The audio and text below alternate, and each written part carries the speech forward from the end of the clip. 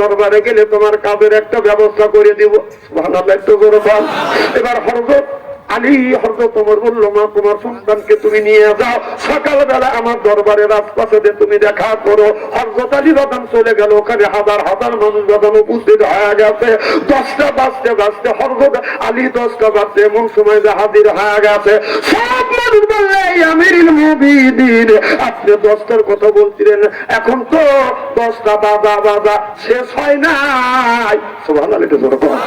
আর আমাদের দেশে নেতারা যদি বক্তৃতা দিবেন আছে, সকাল 10টা বক্তৃতা, 2টা বক্তৃতা দিবে, সব মানুষ সকাল থেকে না খায়া উনি ওনার লেগে অপেক্ষা করতেছে। উনি আস্তে আস্তে সকাল বিকাল 3টে তো 2টে তো দূরের কথা, তার 7টার সময় আছে।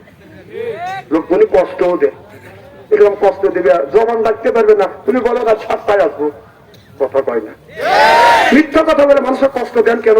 একটা মানুষ যদি কষ্ট পায়, যদি সে বদ্ধ করে, আপনি তো জান্নাতে যেতে পারবেন না।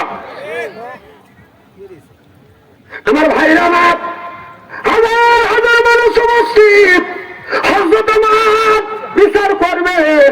এবার বাজান হযরত আলীও গেল, ওমরও গেল, হাজার হাজার মানুষ বলতেছে কিভাবে বিচার করবেন, তাড়াতাড়ি বিচার করে আপনার জন্য আমরা অপেক্ষা করতেছি।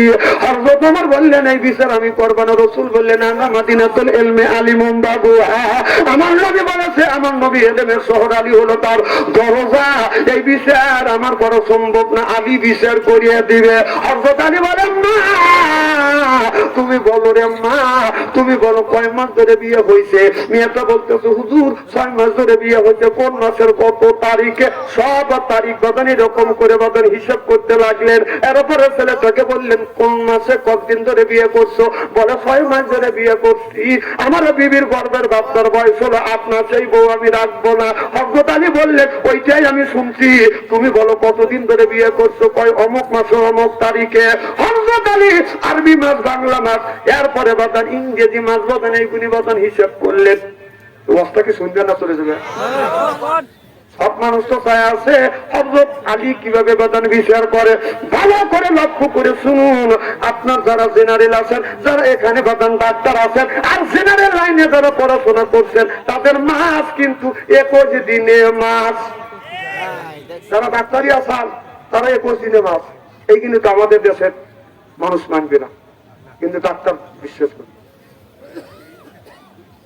এবার তারা বললাম, মা বাবার কাছে হিসাব চাইলো। মিয়ার মা বাবা বলতেছে, আমার এই বেটাকে বিয়ে করাইছি এই মাসের অমুক তারিখে।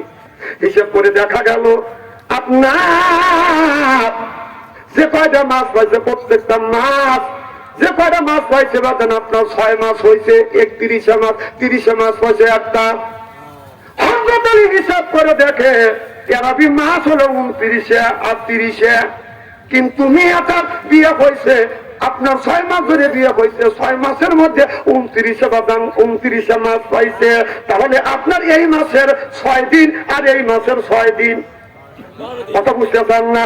আর মাঝখানে হলো 6 মাস, আর ওই এই মাসের 6 দিন, এই মাসের 6 দিন যদি পায়, হযরত আলী বললেন আরবি মাসে বাদাম ছেলে সন্তান হয়, এটা ইংরেজি বাংলার সাথে হিসাব না। মুহাররম, মুসাফর, রবিউল আউয়াল, রবিউল সানি, জুমাদিল আউয়াল, জুমাদিল সানি, সাবান, রজব, রমজান, জিলকাদ, হাজাবির 12 মাসের নাম।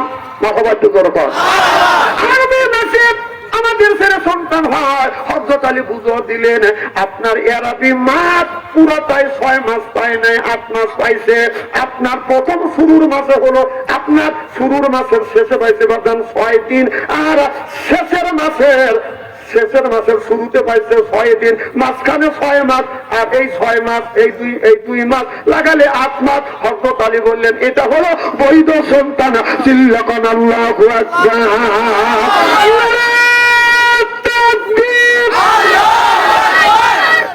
আজকের মাহফিল আল্লাহ কবর কবুল হোক। কারা কারা চান নারায়ে তাকবীর?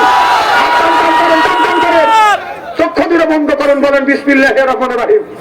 এই বলে 2 হাত 2 পকেটের মধ্যে দিবেন। তার কাছে 100 টাকা আছে, 50 টাকা দিবেন, 1000 আছে, 500 দিবেন। 10টা মিনিট আপনাদের কষ্ট দিয়ে এরপরে আলোচনা শুরু করব। এই মসজিদের জন্য 1000, 2000, 5000 টাকা